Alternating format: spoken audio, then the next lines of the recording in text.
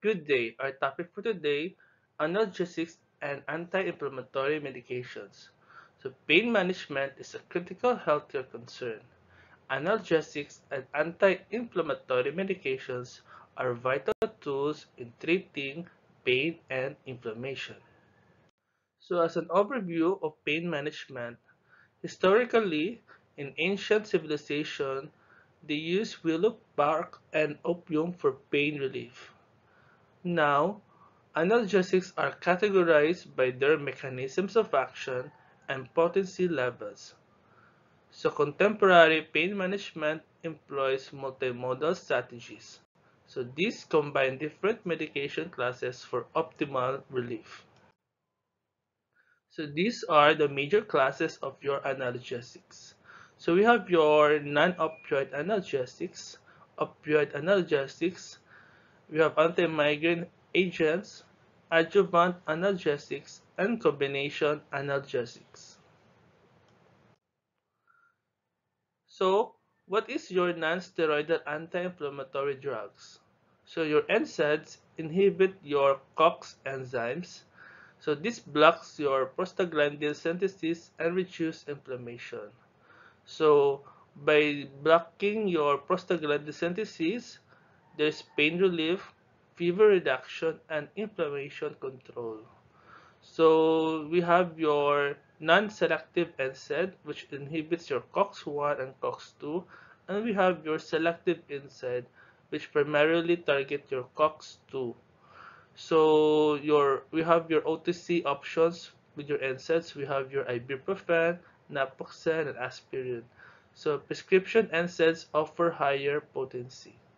So the selection of NSAIDs depends on pain severity, duration, and patient factors. So what's the pharmacodynamics of NSAIDs? So NSAIDs means COX inhibition. So it blocks your cyclooxygenase enzymes COX-1 and COX-2. So by blocking your COX, it prevents arachidonic acid conversion to prostaglandins. So this reduces your inflammatory mediators. And with that, it can reduce your fever. So decrease your prostaglandin E2 in the hypothalamus. So it normalizes the temperature set point.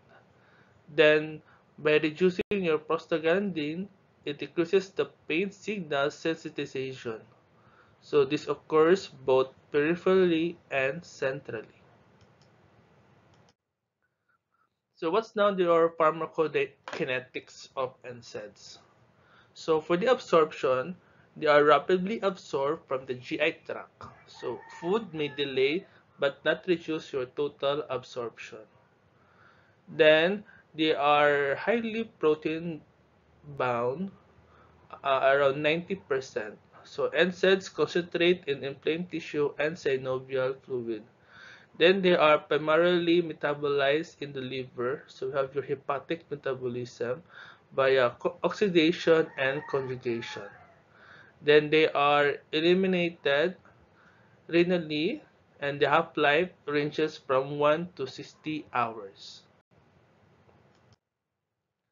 So the first of these drugs is your salicylates. So your salicylates, example of this is your aspirin. So your salicylate, it features a carboxylic acid group attached to a phenol ring.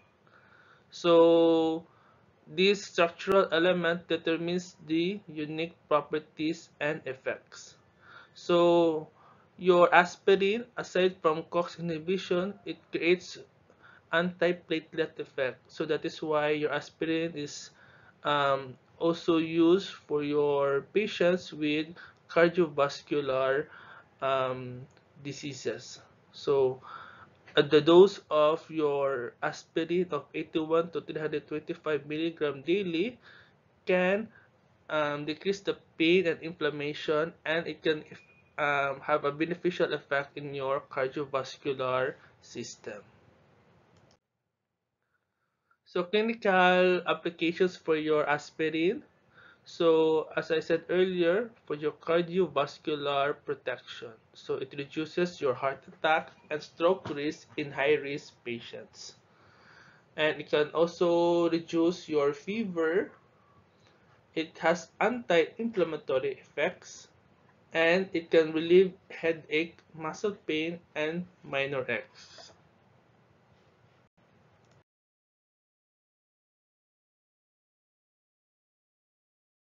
And now let's go to the most widely used pain reliever, your propionic acid derivatives in the form of your ibuprofen. So your ibuprofen works 4 to 6 hours, and your naproxen lasts 8 to 12 hours.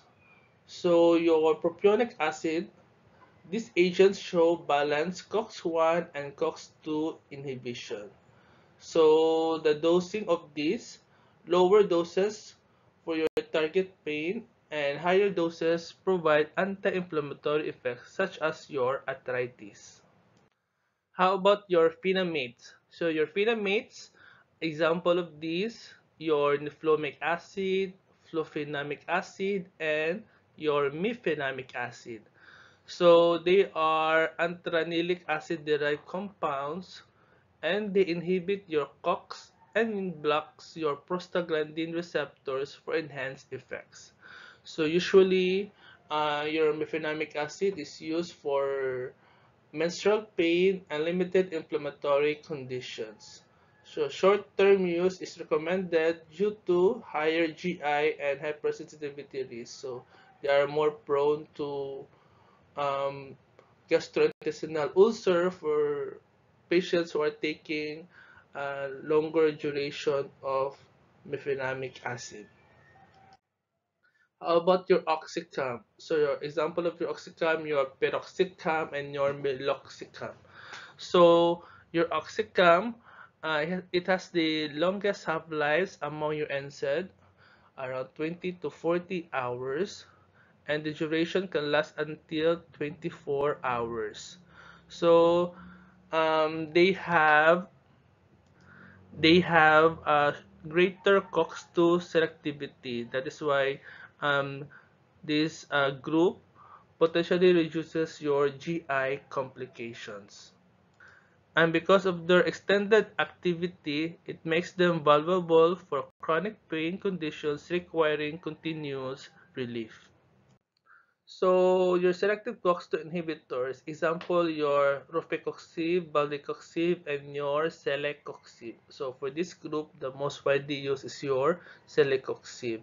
So these medications selectively target your COX-2 enzyme while sparing your COX-1. So that is why they are mainly used for GI protection, no? So reduce risk of ulcers and bleeding. But we don't use this if you have increased risk of your heart attack and stroke.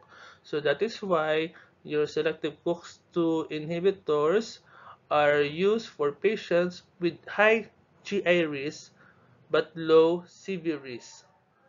So another example of this is your um, COX-2 inhibitors, no, na mostly widely used is your celecoxib, are again your rofecoxib and your valdecoxib. But the rofecoxib and valdecoxib were withdrawn due to your cardiovascular safety concerns. So mainly, ang ginagamit karon is your celecoxib. And one of the things that we have to remember if we are going to give patients with NSAID is your drug-to-drug interactions. And that is your anticoagulants.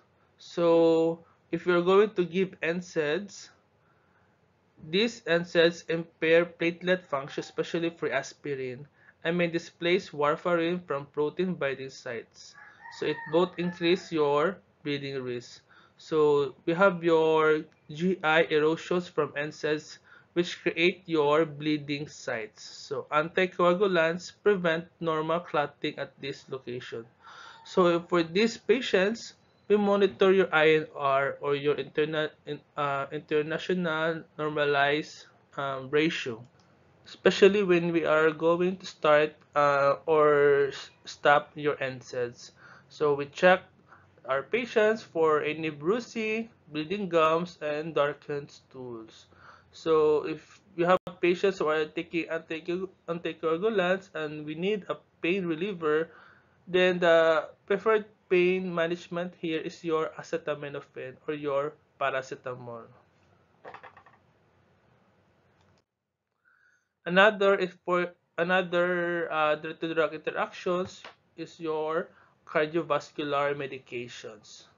So NSAIDs can raise the blood pressure around 5 to 10 millimeter mercury. So they block your vasodilatory prostaglandins and causes sodium and water retention. So BP should be monitored when taking your NSAIDs. And we have your triple whammy effect. So your triple whammy effect is a potentially dangerous drug interaction involving your diuretics, ACE inhibitors or ARBs, and NSAIDs, which can significantly increase the risk of acute kidney injury. So this combination can lead to a rapid decline in kidney function, particularly in vulnerable populations like your elderly patients. So we always monitor our patients for their cardiovascular um, system if we are going to give them your NSAIDs. These are some of the other concerns if you are giving NSAIDs with other medications. So for SSRI, they have increased bleeding risk. So we monitor for bleeding, and we can give your PPI or your proton pump inhibitor. NSAIDs plus your corticosteroid. So steroid is higher risk, also risk plus NSAID pa jud. So more gastric irritation. So we avoid combination of this one. Or we can add gastroprotection such as your BPI. How about your NSAIDs plus methotrexate? So it can cause methotrexate toxicity. So we separate the administration of your methotrexate and your NSAIDs. Lithium plus NSAIDs, it can also cause lithium toxicity. So we monitor the lithium levels and adjust the dosage accordingly. One of the side effects of your NSAIDs is your GI system. So in the GI system, usually your NSAIDs can cause mild discomfort to life-threatening complications. So they can have heartburn, nausea, to ulcers, perforation, and bleeding. So this is because naturally your COX-1 produced by your prostaglandin maintain your gastric mucosa. And if you're going to give your NSAID, NSAID is a drug that inhibits your COX-1. So um, it disrupts the protection of your COX-1, so it leaves the stomach vulnerable to acid damage. So this is a particularly um, risky for patients with prior ulcer history, your elderly patients, and if you have a patient who having your H. pylori infection. So um, we can give for this patient PPI, misoprostol, or we can shift to your COX-2 selective agents. Another thing to consider is your renal system. So your prostaglandins maintain your kidney blood flow and important for your blood pressure and dehydration. However, if you're giving NSAIDs, your NSAIDs block your protective prostaglandins. So this causes rapid kidney function decline, especially in your vulnerable patients. So they can lead to your AKI or your acute kidney injury. So we have your sodium and water retention, and can cause edema and can worsen the heart failure or hypertension. So NSAIDs can also reduce your potassium excretion, leading to hyperkalemia. So it can cause dangerous heartbeats. So for your other systems, we have your hepatotoxicity. So your liver enzymes elevate around 15% for patients who are taking your NSAIDs chronically.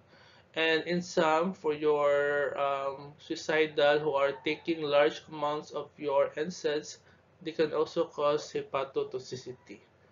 Now, for your aspirin, it can impair your platelet function.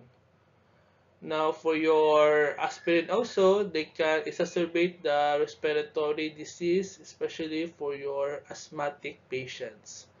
And in some of our patients, given with NSAIDs, they can cause headache, dizziness, and confusion. And some of our patients have sensitivity to your NSAIDs, so they can have your rashes and photosensitivity.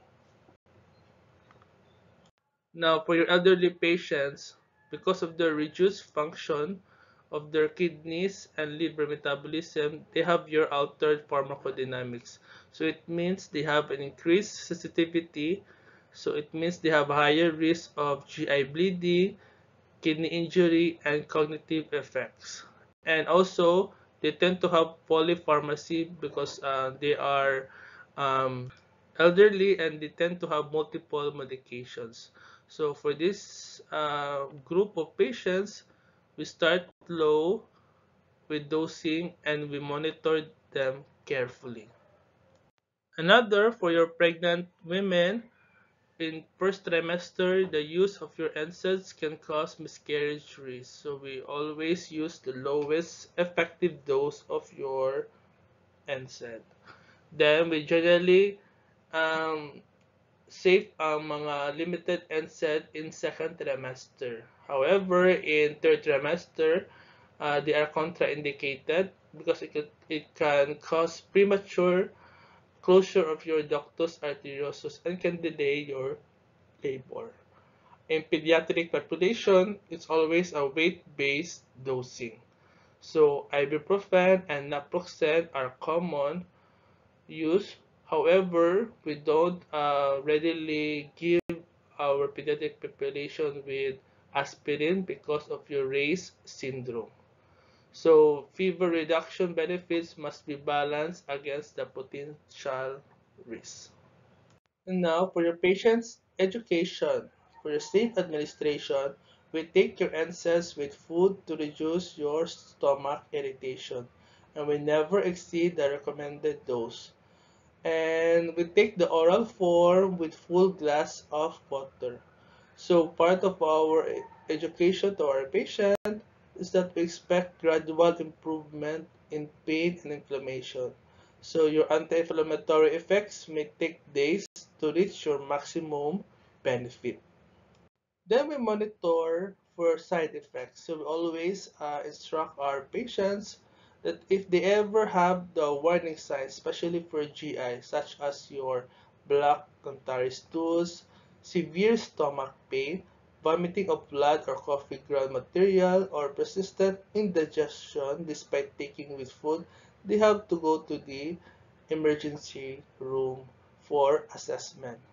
For your cardiovascular alerts, if they have unexplained weight gain more than 3 pounds, increased swelling in extremities, that is your edema, chest pain or shortness of breath, and irregular heartbeat. And if they have rashes, yellowing of skin or eyes, unusual bruising, or decreased urination, so they have to go to their hospital for assessment. So most likely it's because of the side effects of your NSAIDs. And lastly, for your nursing documentation and monitoring. So for your assessment, we document the baseline pain scores and assessment findings and we include the location, quality, and functional impact of pain.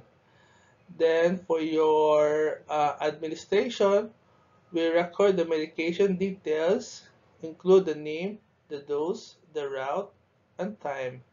So we also evaluate for document effectiveness using pain scales.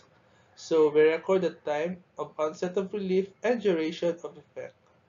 Then we check for any side effects of our patient.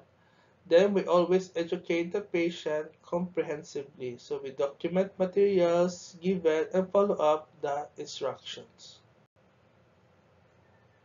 Okay, class, I want you to review this correct drug study. This was submitted by Lema. This is a correct one. No? So, in your drug study, the first column should be your drug name. And in that column, we have your generic name, the brand name, the pharmacologic class, and your therapeutic class. The second column will be the route, the dosage, and the frequency. So we have your route here, the dosage, and the frequency. The third would be your indication. Next would be the mechanism of action, your contraindication, the side effects, and your nursing responsibility. And we always include the reference of that drug study. So this is also a very good drug study by Pagara. So when making your drug study, the first column should be your drug name, followed by your generic, brand name, pharmacologic class, and your therapeutic class. Second column, the route, the dosage, and your frequency. Then we have your indication, the mechanism of action, contraindication, side effects, and your nursing responsibility and patient teaching. So now, in your next assignment, I want you to make a drug study similar to the given examples.